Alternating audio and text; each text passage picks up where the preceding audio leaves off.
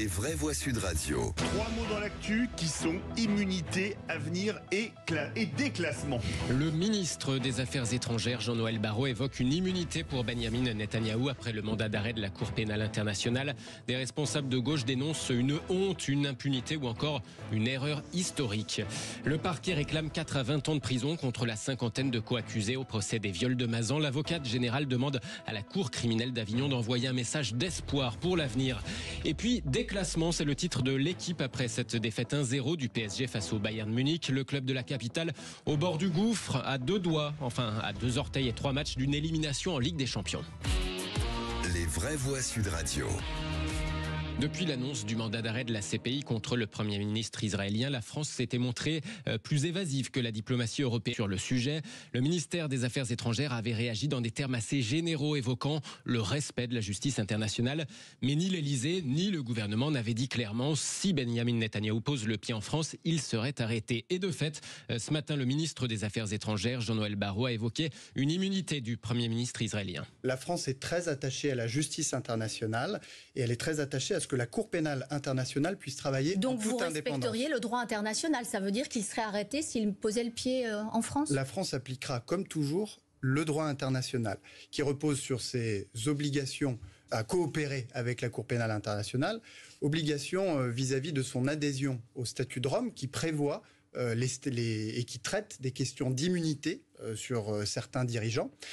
En tout état de cause, c'est en dernier ressort à l'autorité judiciaire qu'il appartiendra de se prononcer. Jean-Noël Barrot chez nos confrères de France Info. Le coordinateur de LFI, Manuel Bompard, dénonce une immunité qui s'apparenterait plutôt, selon lui, à une impunité. Une honte, une erreur historique très très lourde, réagit de son côté la dirigeante écologiste Marine Tondelier. Doit-on comprendre que Poutine ne serait pas arrêté s'il vient à l'UNESCO, écrit-elle. Marine Tondelier qui dit même se demander s'il y a eu un deal, un rétropédalage en échange d'une citation de la France dans le communiqué israélien annonçant le cessez-le-feu au Liban. En tout cas, cette trêve entrée en vigueur entre le Hezbollah et Israël, ce sera notre coup de projecteur dans les vraies voix sur Sud Radio à 18h40. Philippe Bilger, on imagine mal la France arrêter un chef de gouvernement d'un pays ami. Oui, mais en même temps, je n'ai pas trop bien compris ce changement de pied par rapport à ce qu'on avait cru comprendre d'abord. Et hier, ce matin, on a évoqué le fait qu'Israël n'aurait pas été partie prenante à la CPI et que ça justifierait. Mais évidemment. Oui. Mais moi, honnêtement, je n'ai pas trouvé Barrot très clair. En tout cas, j'entends les récriminations de Marine Tondelier. Mais petit 1, comparer encore une fois Netanyahou à Poutine, c'est quand même juste scandaleux. Ça veut dire que, en gros, Poutine qui envahit l'Ukraine égale Netanyahou qui riposte au massacre du 7 octobre. Ça, c'est le premier point. Et le deuxième point, je pense que évidemment, c'est négocié avec les Israéliens. Je pense que évidemment, le cessez-le-feu est négocié avec les Israéliens.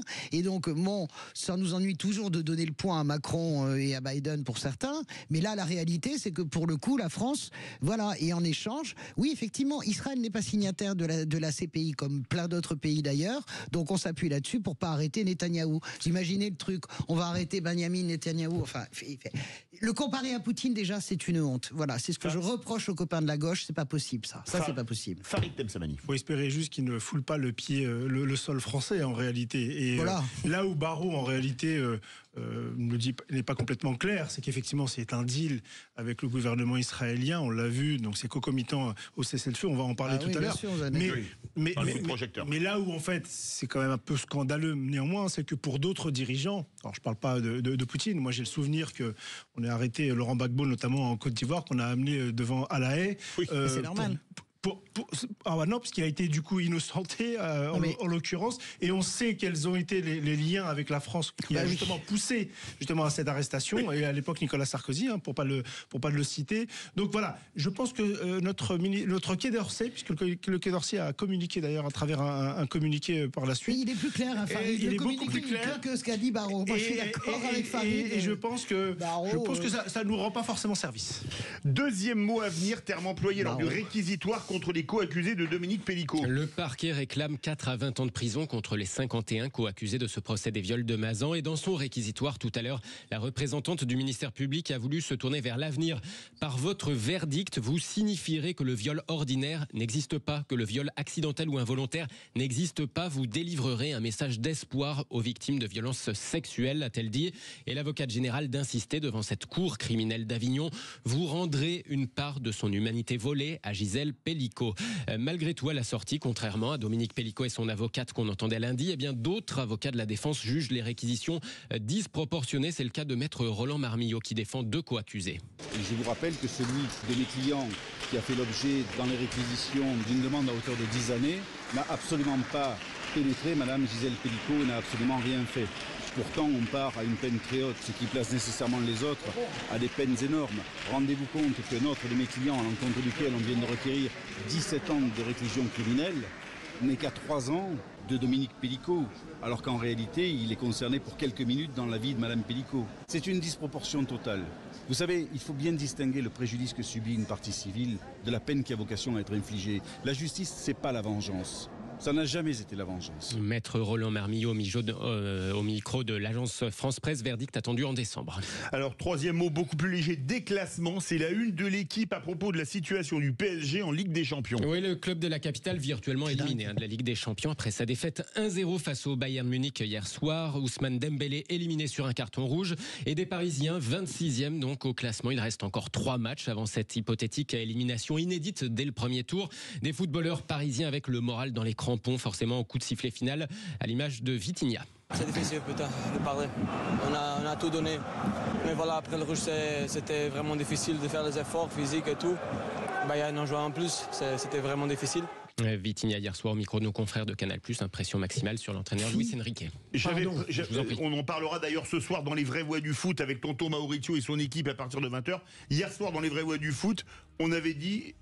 on était plusieurs à penser que le PSG allait perdre, mais il est absolument pas au niveau cette année, Philippe. Absolument. Mais si le but d'une équipe, c'est de se faire des passes, de n'avoir pas un jeu totalement médiocre, mais en n'ayant jamais la moindre occasion de but, le PSG est formidable. Oui, mais s'il faut marquer des buts, c'est le problème de la Ligue des Champions, c'est qu'il faut un grand gardien, un grand buteur. En fait, toutes les équipes de Ligue des Champions. Encore un gardien qui fait une fève hier soir. Alors une fève, et en plus de ça, voilà, il manque vraiment. Il manque toujours le facteur X en fait. On a tellement tapé sur Neymar, sur Messi et sur Mbappé, mais la réalité, ils étaient des facteurs X. Regardez sans eux, voilà, on sort par la Ramos est entré trop tard. Et pas mauvais.